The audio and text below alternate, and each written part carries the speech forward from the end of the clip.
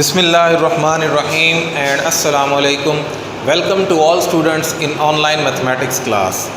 12th standard की एक नई क्लास लेक्चर नंबर 16 के साथ मैं Arsalan Waheed. Student chapter number 1 हमारा कंटिन्यू है। चैप्टर 1 में एक्सरसाइज 1.3 पे हम पहुँचे हुए हैं और 1.3 के क्वेश्चन नंबर 3 के जिसके अंदर इवैल्यूएट द लिमिट हमने करना है, उसके कुछ पार्ट्स मैंने लास्ट लेक्चर में आपके सामने सॉल्व किए थे। तो आज जो है मज़ीद कुछ पार्ट्स के साथ हम आगे चलेंगे, तो मज़ीद इस तरह के हम कुछ क्वेश्चंस को सॉल्व करेंगे। तो सबसे पहले मैंने आपके सामने ये पार्ट्स लिखे हैं। अच्छा, इसके अंदर कुछ रिज़ल्ट्स के मैं यूज़ करूँगा रिज़ल्ट्स, तो वो साथ साथ मैं बता दूँगा, क्योंकि पिछले लेक्चर्स अगर आपने नहीं देखे तो पहले आपको पिछले लेक्चर देखने पड़ेंगे। तो सबसे पहले इस फंक्शन की लिमिट x अप्रोचेस टू 0 है। अगर इसके अंदर डायरेक्ट लिमिट पुट की जाए तो 0 बाय 0 फॉर्म इनडिटर्मिनेट फॉर्म बनती है। तो इनडिटर्मिनेट फॉर्म से बचाने के लिए हम इसको अलजेब्रिकली थोड़ा सा सिंप्लीफाई करते हैं। Limit x approaches to 0 x over, इसको हम लिख सकते हैं sin x over cos x, sin x over cos x।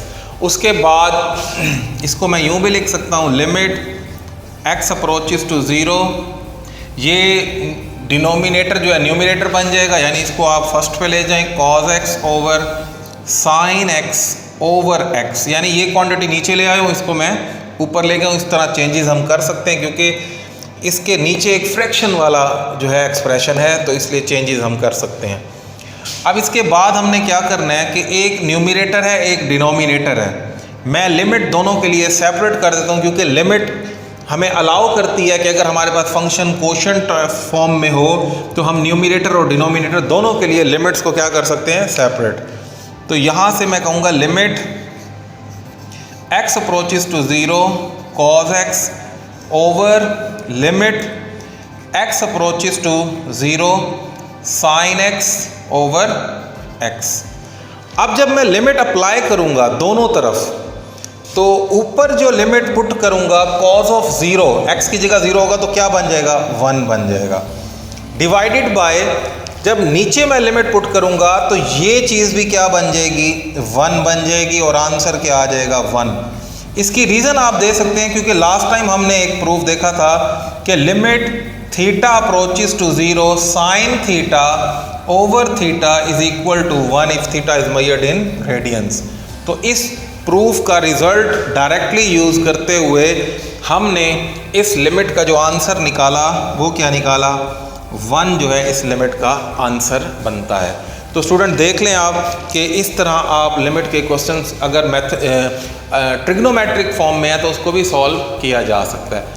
तो 7th पार्ट, नेक्स्ट पार्ट भी मैंने आपके सामने लिखा हुआ है, जो पार्ट नंबर 7 है उसे भी हम देखते हैं।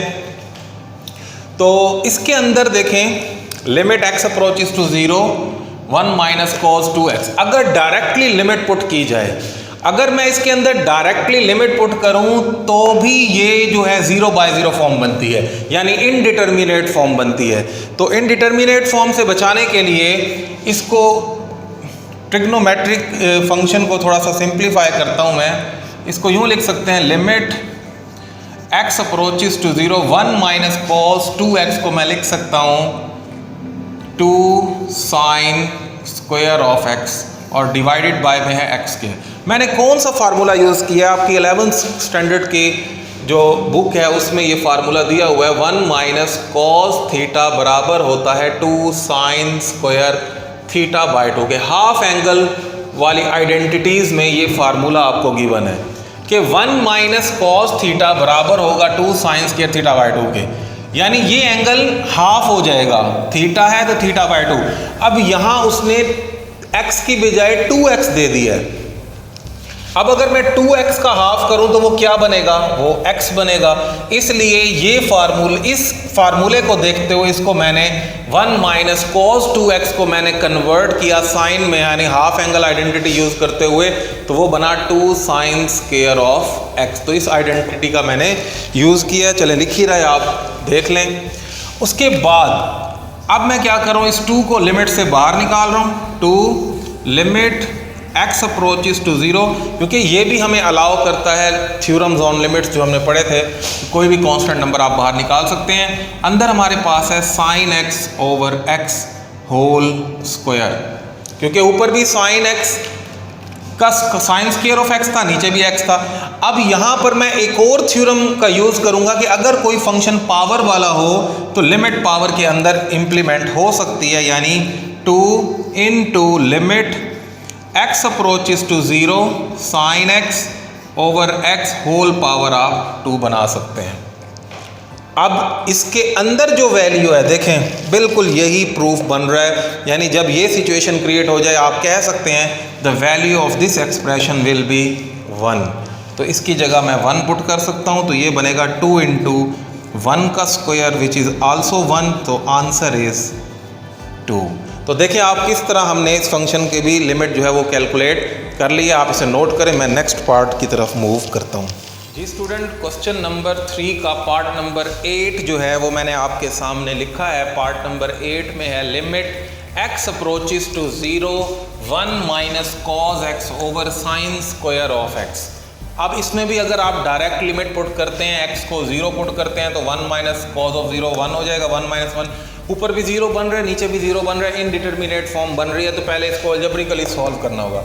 मैंने अभी पिछले सवाल में ही आपके सामने एक फार्मूला यूज़ किया था, लिमिट x अप्रोचेस टू 0 कि 1 माइनस कॉज x बराबर होता है 2 साइन स्क्वायर x बाय, बल्कि इसको आप ना चेंज करें, इसको और भी ज़्यादा सिंपल वे में आप यूँ कर सकते हैं, 1 माइनस कॉज x को ना छेड़ें, आपके पास जो डिनोमिनेटर में साइन स्क्वायर ऑफ है, क्योंकि मल्टीपल वे में क्वेश्चन सॉल्व हो सकता है, आप इसको चेंज करके फिर इसको भी चेंज करना पड़ेगा आपको, क्योंकि वो हाफ एंगल में चला जाएगा। अब हाफ एंगल से बचना है तो आप इसको चेंज करें, इसको चेंज ना करें। साइन स्क्वायर x को हम लिख सकते हैं 1 minus cause square of x।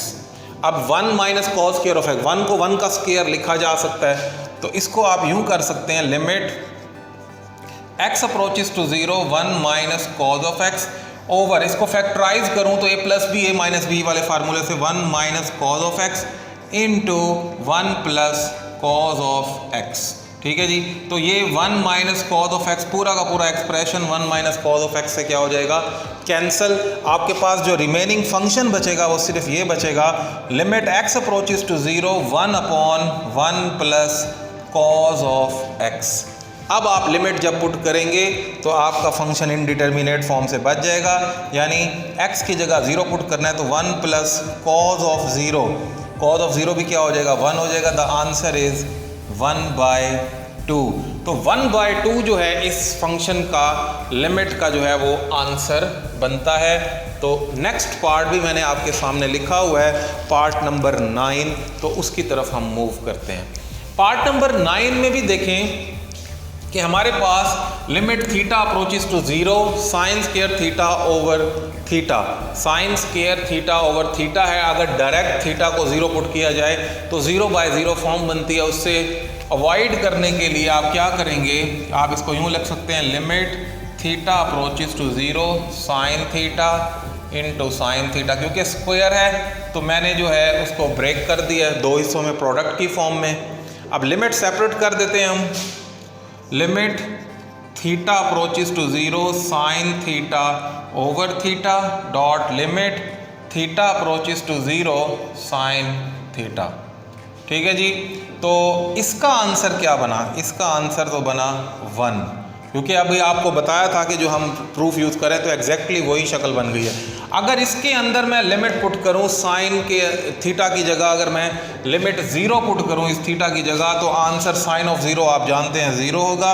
तो 1 इंटू 0 का आंसर क्या हो जाएगा, 0। So the answer of this limit is 0। 0 is a real number, तो 0 पे कोई प्रॉब्लम नहीं है। तो इस 9th पार्ट का आंसर जो है लिमिट का, वो हमारे पास क्या बना, वो 0 बना।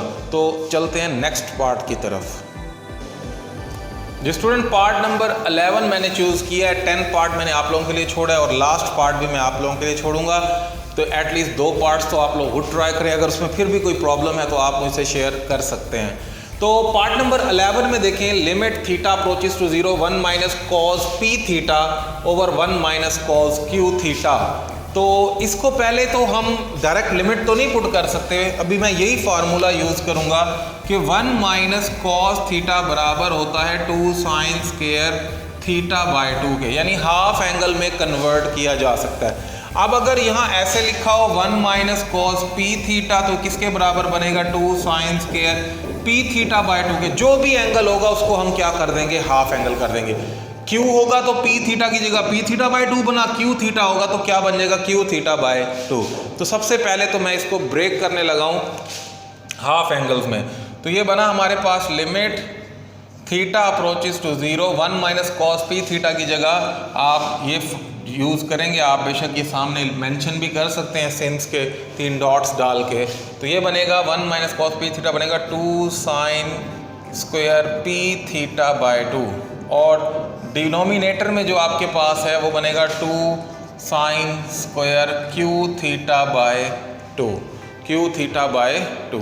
तो 2 से 2 आप कैंसल आउट कर दें, ठीक है जी। अब दोनों क्वांटिटीज़ पे स्क्वायर है, होल स्क्वायर बना के लिमिट को भी आप अंदर जो है होल कंप्लीट स्क्वायर के अंदर लिख सकते हैं।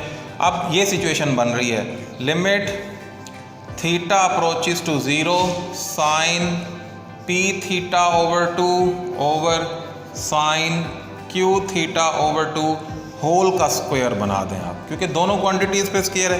अंदर अब हम इसको सिंप्लीफाई कर लेंगे। अब देखें कि अगर मैं इसमें ये सिचुएशन क्रिएट करूं कि limit theta approaches to 0 sine theta over theta, ये वाली अगर मैं सिचुएशन क्रिएट करूं तो कैसे होगी ज़रा देखें। ये बनेगा हमारे पास limit theta approaches to 0 sine P theta over 2 है, इसको डिवाइड कर दें पी थीटा ओवर 2 पे, और मल्टीप्लाई भी कर दें पी थीटा ओवर 2 से, यानी पी थीटा ओवर 2 से मल्टीप्लाई और डिवाइड कर दिया।